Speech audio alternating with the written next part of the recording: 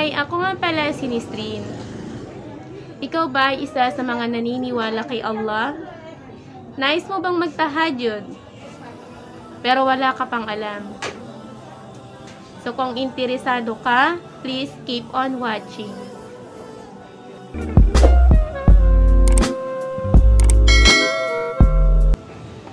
Pasensya na kayo, nandito ako ngayon sa pwesto ko, pero hindi ibig sabihin, nagtitinda ako dito sa vlog ko ng mga sandal. Bali, hindi na ako nakapag-vlog ng mga ilang buwan kasi nabisi po ako sa pagtitinda ng paninda namin. Bago ko ibabahagi ang kaalaman ko sa pagtatahajud, nais ko munang ipakilala ang aking sarili. Ako po ay isang balik Islam lamang. Hindi ako lumaki sa Islam na pamumuhay. Hindi rin ako nakapag-aral sa Islam o nakapagturil. Lalong hindi rin po ako ustada. Hindi rin po Muslim ang aking mga magulang. So mainam po sa mga naghahanap ng kaalaman hinggil sa pananampalatayang Islam, mainam pa rin sa kanila ang magbasa ng mga hadith, libro patungkol sa Islam. Magbasa sila ng Quran. O mainam pa rin sa kanila na kumausap ng mga ustad, ng mga alim o kaya ulama na kakilala nila. Pero kung nais mo pa rin akong pakinggan, kahit na alam mo na hindi naman pala ako ustada, inaanyayahan kita na panoorin mo ang video ko mula sa umpisa at hanggang sa dulo nito. Ano nga ba itong tinatawag na tahajud? Ang tahajud ay paggising sa madaling araw mula 1:00 hanggang 2:00 ng madaling araw. So, ibig pong sabihin, gagawa po tayo ng sala ng madaling araw o bago magsubo. Ayon po sa mga dalubhasa, ang tahajud daw ay ginagawa na po ito ng mga naunang mabubuting tao. So, mula sa hadith ng propeta sallallahu alaihi wasallam, ang sino mang magsagawa ng sala sa gabi ng Ramadan na may pananampalataya at paghahangad ng gantimpala ni Allah subhanahu wa ta'ala, ay patatawarin sa kanya ni Allah subhanahu wa ta'ala ang kanyang mga nagawang kasalanan. So mula sa hadith pa rin ng propeta Muhammad sallallahu alaihi wasallam, tinanong siya ng mga sahaba, "Ya Rasulullah, ano po ang pinakamainam na sala pagkatapos ng mga obligadong sala?" Ang sabi ng propeta Muhammad sallallahu alaihi wasallam, "As-salatul bil-lail" o qiyamul lail, yung tahajud. Kailan isinasagawa ang tahajud? Sinabi ng mga dalubhasa sa agama Islam, ginagawa ang tahajud sa ika-1/3 ng madaling araw, mula sa 1:00 hanggang 2:00 ng madaling araw bago magsubo. Saan isinasagawa ang pagtatahajud? Ayon po sa mga kapatid ko sa pananampalatayang Islam na nagseseminar o nagtitipon-tipon alang-alang kay Allah subhanahu wa ta'ala, at ayon din po sa mga ulama na napapakinggan ko, ang pagtatahajud ay ginagawa po sa loob ng tahanan. Pero kung nagkataon po na Ramadan, ay pinakamainam na magsagawa po tayo ng Jum'ah, pagsasama-sama sa pagsasagawa ng tahajud. Pero kung hindi naman siya Ramadan, pinakamainam na magsala po tayo sa loob ng ating tahanan. Dahil ito daw po ay tinatawag na secret amal. Bakit ko nga ba sinishare sa inyo kung paano po magsala ng tahajud? Actually po, meron po akong kapatid na ngayon na isa na ring balik Islam na nais pong malaman kung paano po magtahajud. Pinakadahilan kung bakit ko po ibinabahagi sa inyo ay dahil nais ko pong ipagmalaki ang napakalaking gantimpala na ibinibigay ni Allah subhanahu wa ta'ala sa pagsasala po ng tahajud. Sinabi nga ng propeta sallallahu alaihi wasallam, si Allah daw po ay bumababa ayon sa kanyang kadakilaan. Ang paliwanag po ng mga dalubhasa dito, mula po 1:00 o 2:00 ng madaling araw ay bumababa po si Allah subhanahu wa ta'ala mula po sa pinakaunang langit. So, yan po ang mga dahilan kung bakit ko po binabahagi ang pagtatahajud. So, ito na po, paano isagawa ang pagtatahajud? Ano ang pamamaraan sa pagsasagawa ng tahajud? Paano nga ba magsagawa ng tahajud? Ayon po sa karanasan ko, sa pagsama-sama ko po sa mga kapatid ko sa pananampalatayang Islam, sa pagpunta po namin sa seminar, pagtitipon, alang-alang kay Allah subhanahu wa ta'ala, ibinahagi po nila sa akin ang pamamaraan ng pagtatahajud. So, ang pagtatahajud po ay, meron po itong step by step. So, ang unang step, kinakailangan po ay magkaroon po tayo ng intensyon mula sa ating isip at puso na magsasagawa po tayo ng tahajud. Ang pangalawang step ay kinakailangan po na magwudu po tayo, maglinis o magdalisay po ng ating katawan. Kung hindi ka pa po marunong magwudu o maglinis, magdalisay ng iyong katawan, meron na po akong naunang vlog na kung gusto mo po siyang panoorin, i-click mo na lamang po yung link po sa taas o kaya naman sa ibaba. So, nakapagbigay na po ako ng video patungkol po sa pagsasagawa ng wudu. So, ang pangatlong step po, kapag nai-prepare na po natin o nailatag na po natin ng ating sadyada at nakaharap na tayo kay Allah subhanahu wa ta'ala, kinakailangan na tayo po ay umupo. Umupo po tayo at isagawa po ang mga jikr na ito. Ang unang jikr po ay ang Allahu Akbar ng 10 ulit. Pangalawa, Subhanallah ng 10 ulit. Ang pangatlo, Alhamdulillah ng 10 ulit. Ang pang-apat, La ilaha illallah ng 10 ulit. Ang panglima ay ang Astaghfirullah ng 10 ulit. Ang pang-apat ay kinakailangan na tayo ay umupo at isagawa ito. Allahu Akbar. Subhanakallahumma wa bihamdika wa tabarakasmuka wa ta'ala jadduka wa la ilaha ghairuk. A'udzu billahi minasy syaithanir rajim. Bismillahirrahmanirrahim. Alhamdulillahi rabbil alamin. Ar-Rahmanir Rahim. Maliki yaumiddin. Iyyaka na'budu wa iyyaka nasta'in. Ihdinas siratal mustaqim.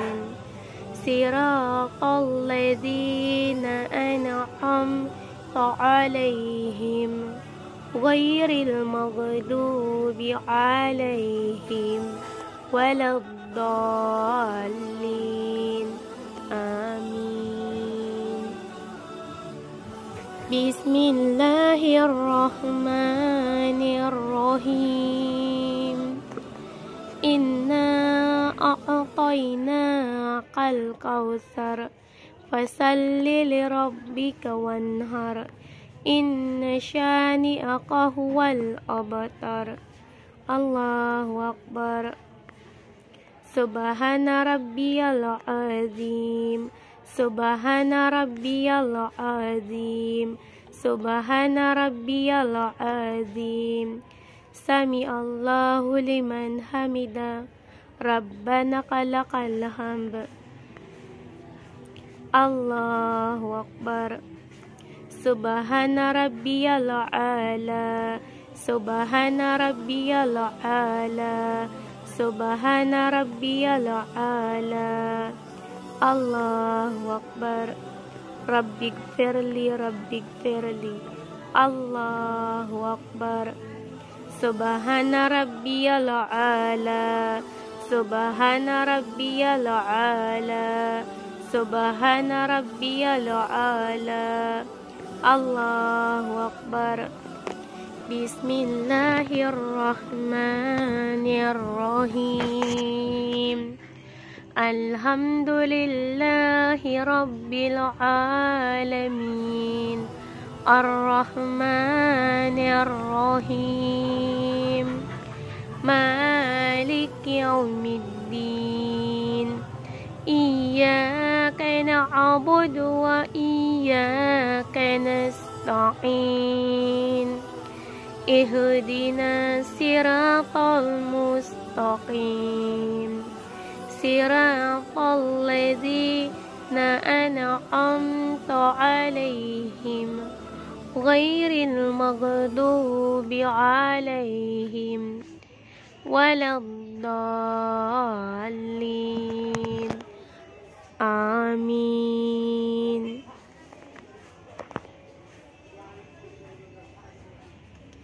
بسم الله الرحمن الرحيم. إنا أعطيناك الكوثر فصل لربك وانهر إن شانئك هو الأبتر. الله أكبر. سبحان ربي العظيم سبحان ربي العظيم سبحان ربي العظيم.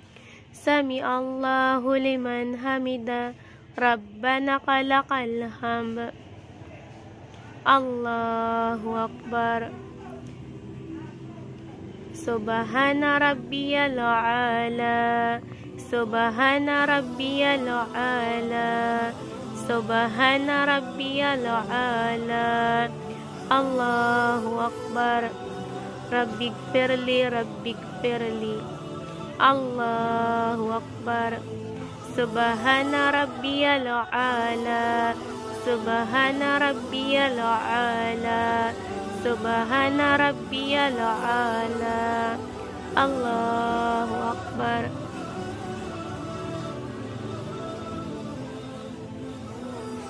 سبحان ربي الأعلى سبحان ربي الأعلى سبحان ربي الأعلى. الله أكبر.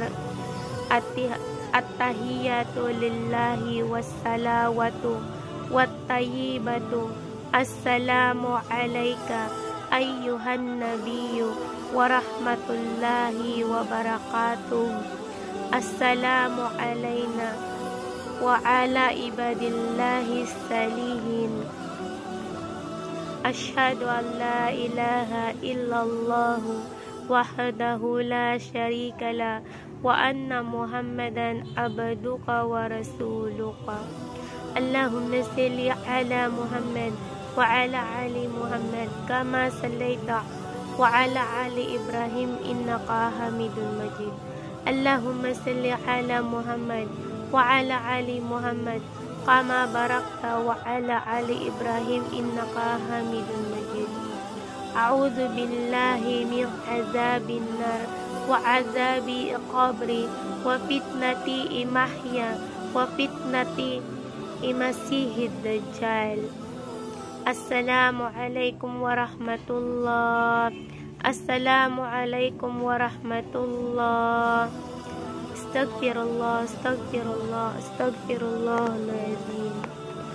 Pagkatapos ng 2 rakaat at ang salam, ibig sabihin natapos mo na ang unang rakaat. So sinabi ng mga kapatid ko sa pananampalatayang Islam mula po sa pagsama ko sa seminar, ang pagsasagawa ng tahajjud ay binubuo po ito ng 8 rakaat. Ang sinabi po ng mga dalubhasa mula po sa Islam, ang pinakamababang rakaat na magagawa ng isang mananampalataya na gustong magsagawa ng tahajjud, ang pinakamababang rakaat ay ang 2. So ngayon, nasa sa inyo na po kung ilang rakaat ang nais nyong isagawa. Pwedeng 2 rakaat, 3 rakaat, 6 na rakaat, o 8 rakaat. So kapag natapos na po tayo sa pagsasagawa ng sala sa rakaat na gusto natin, kapag Assalamu alaikum warahmatullahi wabarakatuh, Assalamu alaikum warahmatullahi wabarakatuh. Ang pang-5 step ay magsasagawa po tayo ng zikr. At ang zikr po na ito ay ito yung La ilaha illallah ng 100 times. Ang pangalawang zikr ay yung Allahumma salli ala Muhammad wa ala ali Muhammad kama sallaita ala Ibrahim wa ala ali Ibrahim innaka Hamidun Majid. At yun din po ay 100 ulit.